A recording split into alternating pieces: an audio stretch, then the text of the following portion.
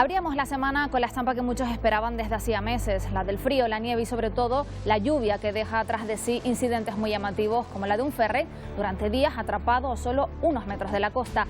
Una borrasca que dejó la capital de nuestro país literalmente hundida bajo la nieve y a solo unos trámites de ser declarada zona catastrófica. Dificultades en las comunicaciones aéreas que también han afectado a Canarias. Y en cuanto a la pandemia, los datos que nos deja esta tercera semana de enero no son nada alentadores. Suben los casos en Canarias y en el resto del mundo, que intenta acelerar la vacunación global. También a nivel internacional, la imagen de un Congreso norteamericano empeñado en llevar al aún presidente Donald Trump a la inhabilitación total. Estos son solo algunos de los temas. Empezamos aquí la semana.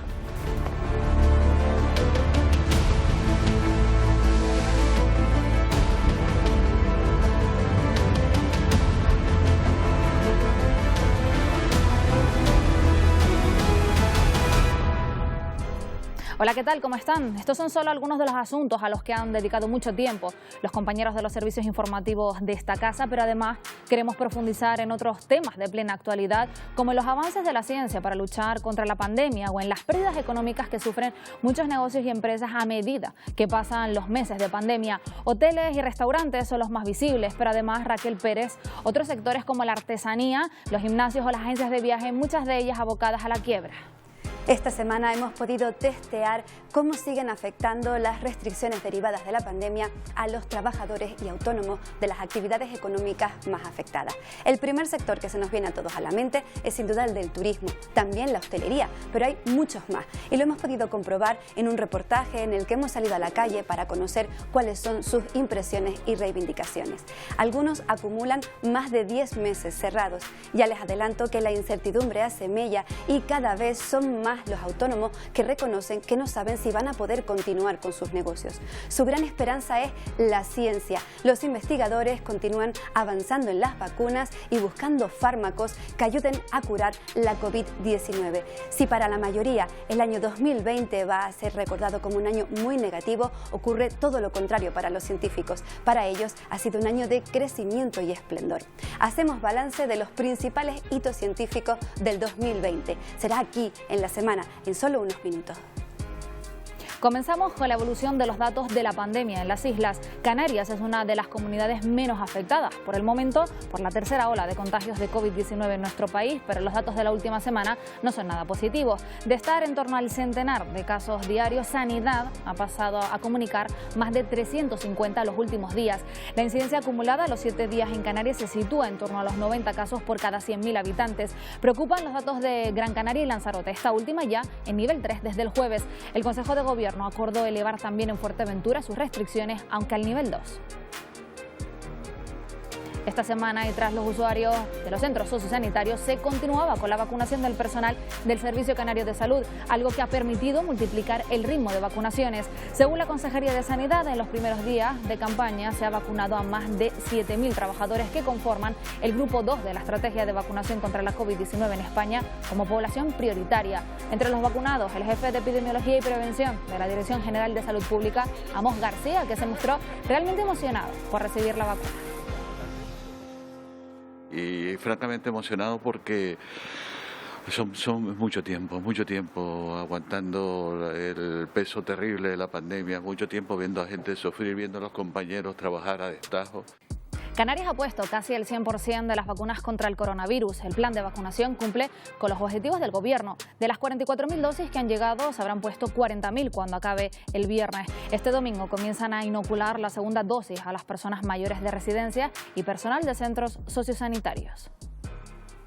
Anoche teníamos el 92% de esas personas ya vacunadas, todos los residentes. Quedan un pequeño porcentaje de trabajadores. Se llegará al 100% de aquí al domingo, prácticamente. Y en el grupo 2, que son los sanitarios, anoche ya estábamos cerca del 60%, 57% concretamente.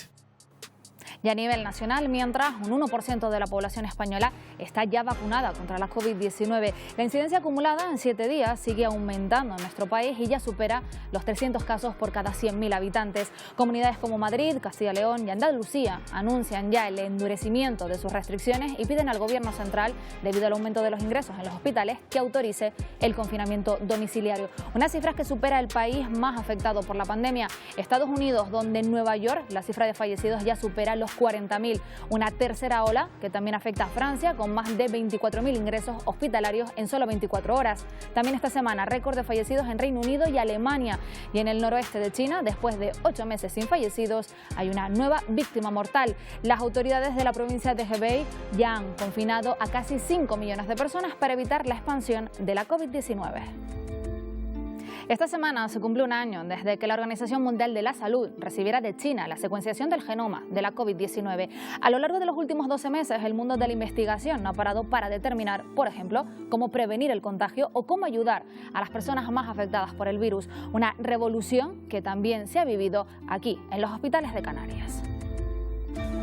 Se cumple un año desde que los Centros de Control y Prevención de Enfermedades de China lograban secuenciar el genoma del virus SARS-CoV-2 y lo compartían con el resto de la comunidad científica mundial. Son capaces de secuenciar completamente un virus nuevo que tiene 29.903 nucleótidos. Es uno de los virus de ARN más grandes que hay en el planeta. Que esa información se dé de forma libre, rápida, precisa, que permite dar estructuras ya de las proteínas del virus externas, eso ha sido un hito, porque eso ha permitido buscar rápidamente fármacos, entender cuál es el receptor y por lo tanto entender en qué tejidos este virus iba a atacar y va a hacer daño para entender toda la complejidad de esta enfermedad. Ese fue el primer paso de un año lleno de avances científicos, porque si para la gran mayoría el 2020 ha sido un año malo, para la ciencia ha sido un año de revolución. La celeridad con que la industria ha sacado los test diagnósticos rápidamente, ¿no?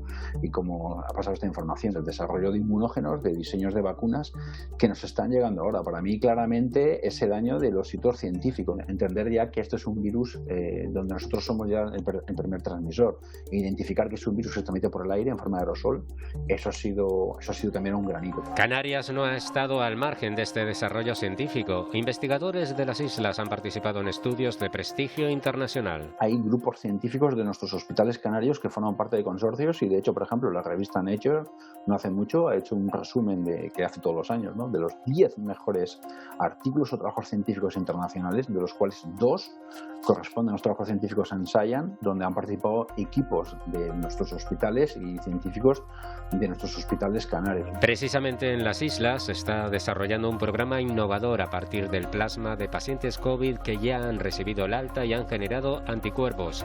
Su plasma puede ser vital en los casos más graves. Lo pusimos en marcha en mayo. Este programa se está realizando a nivel de toda España, en todas las comunidades autónomas, y aquí en Canarias, para la obtención de plasma, lo realizamos aquí en esta sede, en el Instituto Canario de Donación de Las Palmas de Gran Canaria, se realiza también en Santa Cruz de Tenerife y luego en los hospitales. Para que sea efectivo para los pacientes tienen que tener un determinado nivel de anticuerpos, entonces no es cualquier persona que haya pasado el coronavirus, sino que tenemos que ver que tengan un nivel determinado de estos anticuerpos. La donación de sangre convencional son 5 minutos, esta es un poquito más larga, 30 minutos, porque se obtiene solo el plasma, pero tenemos la suerte que se puede hacer una vez al mes por cada donación de cada persona. Estamos ayudando a un paciente. Se está utilizando fundamentalmente para pacientes que ya están graves, pacientes que ya requieren ir a la unidad de cuidados intensivos, animar a las personas que tengan entre 18 y 65 años y hayan pasado la COVID-19, que pidan cita previa para cualquiera de nuestros centros o los puntos hospitalarios en los que también se realizan, y que es un procedimiento muy sencillo. Y la verdad que se está ayudando a muchos pacientes, porque todavía hoy en día no hay ningún tratamiento que sea del todo eficaz y este parece que ayuda. Por delante queda mucho por hacer. Estos son solo algunos de los grandes retos a los que se enfrentan los científicos en la lucha contra la COVID-19. Hay una serie de aspectos en la proteína S espicular externa de este virus, que es la encargada de reconocer nuestros receptores y a entender qué importancia tiene esto en la transmisión, en la patología, es todavía una asignatura pendiente, además de buscar fármacos que ayuden también a controlar la carga viral, no solo las vacunas. Esta semana además ha comenzado el trabajo de la expedición científica de la Organización Mundial de la Salud en Wuhan, la zona cero donde se inició esta pandemia. Hay que identificar qué especie de murciélago tiene este virus, para saber dónde está el reservorio animal y qué es lo que hemos hecho nosotros que haya permitido este salto del murciélago a la especie humana para que no vuelva a producirse. Y esa es la importancia de esta visita, ¿no? Que al final se va a hacer, van a cooperar, se van a poner de acuerdo, porque las propias autoridades chinas, los científicos chinos, son los primeros que saben de la importancia de esto. Los científicos reivindican todo lo logrado este año y la importancia de invertir en ciencia para garantizar el bienestar de los ciudadanos. La ciencia tiene que servirnos para la toma de decisiones y cómo organizarnos, ¿no? Y yo creo que aquí todavía en Occidente hay países que tienen músculo científico, pero hay otros que todavía no han entendido la importancia desde la organización política, la importancia de la ciencia, ¿no? Como una herramienta fundamental, no como algo pues pasajero. Esta pandemia ha demostrado que no, que los países que están reaccionando muy bien tienen virólogos, tienen centros de investigación en virus incorporados a sus campos hospitalarios. Los hospitales requieren estar preparados para poder manejar muestras con virus, para poder cultivarlos, para sacar el genoma, para poder diseñar fármacos. Y hemos aprendido que tenemos que empezar a estar preparados, a entender cómo es el mundo global, cuáles son los retos y convertir estos retos en oportunidades de desarrollo, no quedarnos parados y congelados y actuar de forma conjunta. Este trabajo conjunto de la comunidad científica internacional continúa sin descanso para avanzar en la investigación contra la COVID-19. El pasado 13 de enero se celebró el Día Mundial de la Lucha contra la Depresión, un trastorno emocional que afecta a más de 300 millones de personas en el mundo. Los expertos advierten además que este año la crisis sanitaria y económica ha provocado la llamada fatiga pandémica. Se calcula que 1 de cada 5 canarios sufren ya estos síntomas y que podrían desembocar en una depresión. La incertidumbre económica, el temor al contagio o el miedo a la soledad son las causas que nos llevan a sufrir esta inquietud. Los sanitarios y las personas de mediana edad, entre los colectivos más vulnerables, mientras que los mayores están presentando más resiliencia durante esta pandemia. Esta semana se producían cambios del nivel de alerta en varias islas, unos cambios que atienden a unos criterios específicos, unos indicadores epidemiológicos que van subiendo. Nuestra compañera María Mendoza explicaba así cómo se toman estas decisiones. Los casos de COVID-19 en Canarias continúan en claro aumento, así lo confirma Sanidad, pero estos no son un indicador que determine las medidas para frenar la pandemia. Aquí hay una serie de variables que son las que hay que conjugar en función de los niveles que van alcanzando y la aceleración en las que lo alcanzan. Son los conocidos como indicadores epidemiológicos, la incidencia acumulada a 7 y 14 días, la trazabilidad del virus que indica la capacidad de rastreo del sistema y la capacidad asistencial, es decir, las camas hospitalarias y camas UCI ocupadas por COVID. Configuran lo que son las bases para establecer el criterio de por qué se sitúa una isla u otra en un nivel de alerta determinado. Indicadores que, por tanto, varían en función de cada isla. Esta situación se va a corregir porque esto responde a los excesos navideños y, por tanto, esto se va a moderar en el conjunto de las islas y que, por tanto, lo más lógico es que quede tanto Tenerife como Gran Canaria en el nivel 2. Aseguran los especialistas que el virus es como una montaña rusa y que el objetivo sigue siendo siempre la prevención. Esos niveles de alerta afectan no solo a nuestras vidas por el toque de queda, sino a la economía de miles de personas. Esta semana conocíamos que solo una tercera parte de la planta alojativa de Tenerife, unida a Sotel, está actualmente en funcionamiento. Otro sector, el de los gimnasios, se manifestaba para pedir reaperturas inmediatas de sus negocios. También los artesanos y dueños de bares pedían alivio de las restricciones, cambios que podrían ser la diferencia entre la pervivencia y la quiebra para muchas empresas y familias. Nos lo cuenta Raquel Pérez. Tras las Navidades se ha vuelto a producir un cierre en cascada de hoteles en Canarias. De los 70.000 trabajadores que emplea el sector hotelero, casi el 70% están afectados por un ERTE y las reservas no han parado de caer.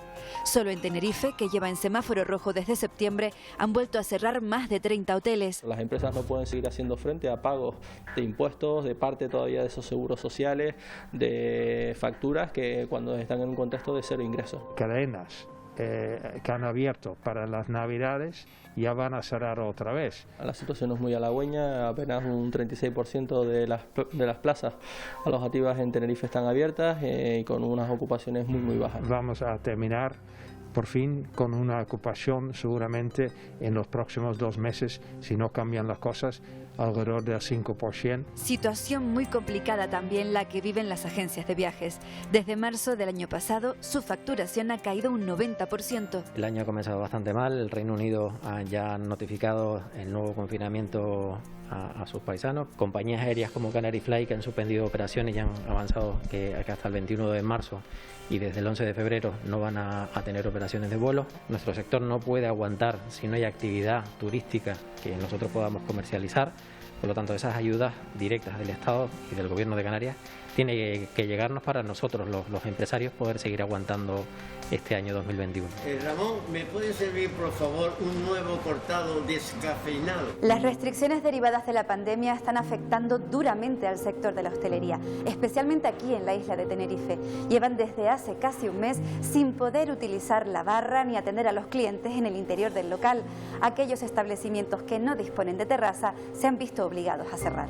Es fatal porque a un principio 1,5 metros en la barra entre cliente y cliente. Después no se podía lavar en la barra sino en una mesa. Después ni mesa ni barra. Pues ahora una mesa en la puerta para servir, para llevar algún cortado, algún bocadillo. Y mira, un par de clientes ahí recibieron un cortado en un vaso plástico. Trabajaban 100 personas. Ahora nada, ahora estoy yo, aguantar hasta que se puede y punto. El caso de David es extremo. La imposibilidad de instalar una terraza, ni siquiera temporal, le ha obligado a cerrar sus 2 tascas. Mira el móvil para mostrarnos cómo era su negocio. Lejos queda el bullicio de los clientes. Desde hace meses, aquí no entra nadie. Pues yo lo describo como cuando vas en un barco en alta mar y ves que tiene un hueco y te estás hundiendo, en el que llamas a emergencia y le dices, mira que me hundo, y lo que te dicen es, pues tira para tierra, y es que no llego, pues tienes que intentar llegar, y si no llegas, pues nada, pues te fastidia y tienes que hundirte con el barco. Si tú restringes una restauración y los contagios se mantienen, deberían revisar, para mí, revisar los criterios, a ver ¿dónde se producen los contagios? Ayudas directas que son parches. Yo lo que quiero es trabajar. Conozco gente que ha tenido que cerrar, conozco gente que está también en incertidumbre, conozco gente que se está buscando la vida con reparto a domicilio, recogida en local, pero es que no da. Al final, la seguridad social es la misma, el alquiler es el mismo, el gasto de luz y agua es el mismo, todo lo mismo, si los mismos gastos con mucho menos ingresos.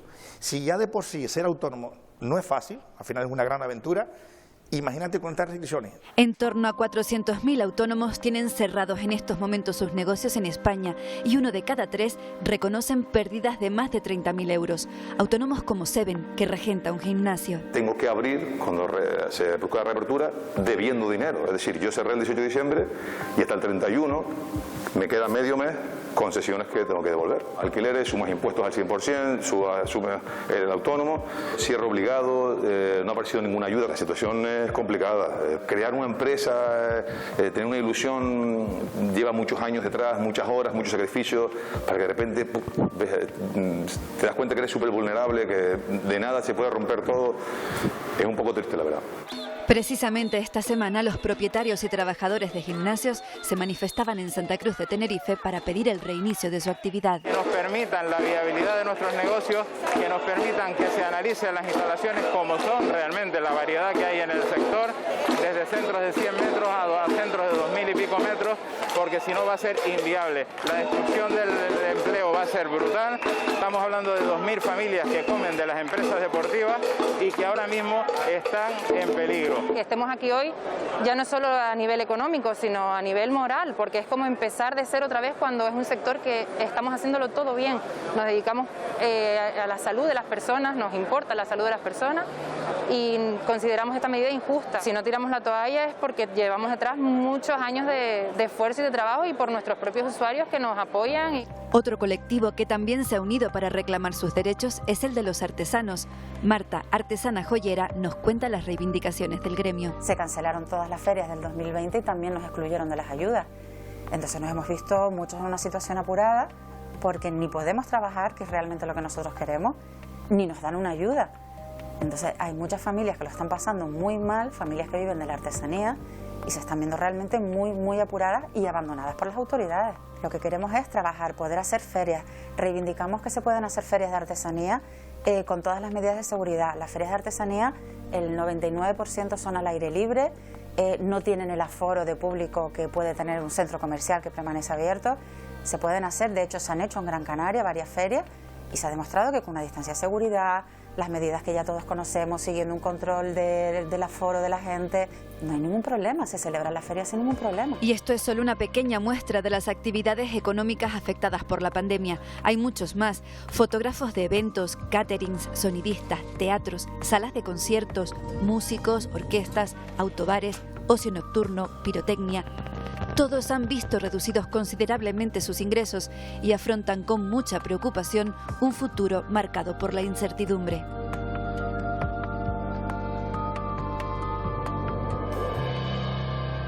Otro de los temas destacados de la semana ha sido el tiempo. Con la borrasca Filomena llegaron las nieves y sobre todo las lluvias, dejando reservas de aguas aseguradas para los próximos meses. En Gran Canaria, por ejemplo, se ha garantizado el agua de riego agrícola para 3 años. Primer fin de semana tras el paso de Filomena y con las carreteras abiertas en el Parque Nacional del Teide, aunque a lo largo de los últimos días son muchos los que ya han subido para disfrutar del paisaje nevado y de temperaturas próximas a los 0 grados. En el caso de las cumbres de La Palma, donde se registró también una gran nevada, hubo que esperar hasta finales de semana para recuperar la operatividad de todas sus carreteras.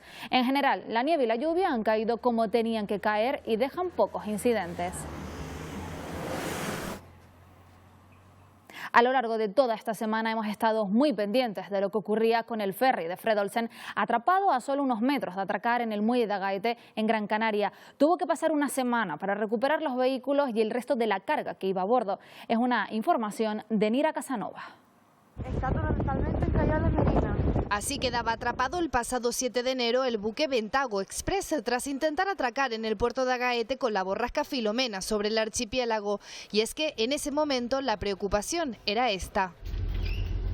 Las personas que iban a bordo, los 59 pasajeros y 17 tripulantes que no pudieron abandonar el ferry hasta el día siguiente. Tras su rescate, el objetivo ahora fue garantizar la flotabilidad del ferry y para ello trabajaron día y noche más de 70 personas. Hay un montón de gente, un equipo técnico importante, inclusive a nivel internacional, que nos están ayudando. El casco encajado entre las rocas dificultó la maniobra en más de una ocasión y el puerto de Agaete se llenaba de curiosos que fotografiaban esta estampa. Ha sido un ambiente movido, ha habido bastante expectación debido a toda la situación que estamos viviendo con el tema del barco. Tras varios intentos, en la madrugada del 13 de enero la imagen era esta. Los expertos lograban trasladar el ferry hasta el puerto, donde se realizaba una valoración del casco, así como una inspección submarina debido al riesgo de contaminación. No parece que, por las cantidades en que nos han informado, pues que no haya especiales daños. Casi una semana de incertidumbre donde el esfuerzo de los trabajadores permitió liberar la embarcación y los 9 camiones y 27 coches que se encontraban en el interior. Hemos quitado un montón de toneladas y hemos sobre todo controlado muy bien en este caso la estabilidad. Tras liberar el buque de esta carga y garantizar la flotabilidad, se estima que a principios de la próxima semana el Ventago Express sea trasladado hasta el puerto de La Luz en un trayecto que durará 10 horas. Los registros históricos de nevadas caídos en la península han seguido dando mucho de qué hablar en los últimos 7 días. Aunque son muchas las comunidades afectadas, con registro de hasta 20 grados bajo cero, lo cierto es que la región de la que más se sigue comentando es la de Madrid. La comunidad aún no se ha recuperado del caos y la paralización que supuso la llegada primero de la nieve y después de las heladas. 7 días después suenan las críticas por la gestión de la crisis. Se ha liberado de nieve alrededor de un 25% de sus calles y preocupa también la acumulación de basuras por los diferentes barrios de la capital. Los daños se estiman en cientos de millones de euros. Se han perdido miles de árboles y las heladas han traído consigo el peligro que supone desplazarse a pie por la ciudad. La ola de frío polar, que lo complica todo, se mantendrá al menos hasta el miércoles que viene.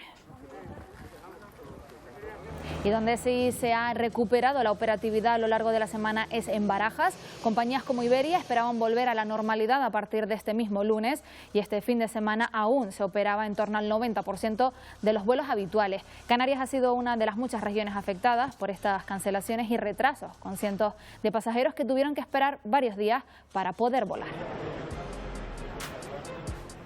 Hemos estado muy pendientes también de las primeras jornadas de huelga a la que están llamados 11.000 empleados públicos en Canarias para reivindicar la estabilidad de sus puestos de trabajo. Sostienen que muchos llevan más de una década siendo temporales. Desde el Gobierno se muestran dispuestos a negociar, siempre cumpliendo la ley. Los portavoces de los sindicatos insisten en que el Ejecutivo retire la oferta pública de empleo y se garantice el puesto de trabajo a los empleados que lleven al menos 3 años en la Administración. Las jornadas de huelga se podrían repetir hasta el mes de marzo. Si bien parece que ya nadie discute lo que es el abuso de temporalidad, porque incluso en el Congreso de los Diputados ya ha quedado perfectamente claro lo que es el abuso de temporalidad, ahora parece que el Gobierno de Canarias no quiere darse cuenta de que tiene a 26.000 empleados públicos en esa situación. Y que es una situación gravísima, excepcional y gravísima, causada por la propia Administración del Gobierno de Canarias en los últimos 25 años. No la puede resolver como pretende resolverla, con esas convocatorias, ofertas públicas de libre concurrencia, porque eso está taxativamente prohibido por el Tribunal de Justicia de la Unión Europea. Lo que no podemos es cambiar las normas del juego. El acceso a la función pública se realiza en base a los principios constitucionales de igualdad, capacidad y mérito. Y a mí hay 2 principios también que me gustan mucho, que son los de publicidad y transparencia. Con esos principios, la mano tendida a estos 2 sindicatos, SEPCA e Intersindical Canaria, a que se sienten con nosotros y negociemos las bases que permitan que estos 2.949 trabajadores consigan la fijeza en el empleo público. A nivel internacional, gran parte de la actualidad ha estado de nuevo en Estados Unidos. El todavía presidente Donald Trump se convierte en el primer mandatario de la historia que es sometido 2 veces a un proceso de destitución. La Cámara de Representantes de Estados Unidos lo aprobó bajo la acusación de incitación a la insurrección. Tras 8 horas de debate, 10 legisladores republicanos se sumaron a la iniciativa, lo que evidencia la fractura dentro de su propio partido. El Capitolio sigue tomado por el ejército. El caso pasa ahora al Senado, donde se determinará la culpabilidad del presidente y donde se necesita una mayoría de 2/3 para condenarlo. Un dato curioso, ya se han empezado a ver los primeros movimientos de mudanza en la Casa Blanca. Nosotros nos despedimos ya y lo vamos a hacer con una recopilación de las mejores imágenes que nos deja la borrasca Filomena a su paso por la península y también aquí en el archipiélago. Se quedan ya con toda la actualidad en el Telenoticias Fin de Semana. Nosotros volvemos en tan solo 7 días para contarles lo más destacado de la semana, pero pueden seguirnos a través de nuestra página web RTVC y también en nuestras redes sociales. Adiós.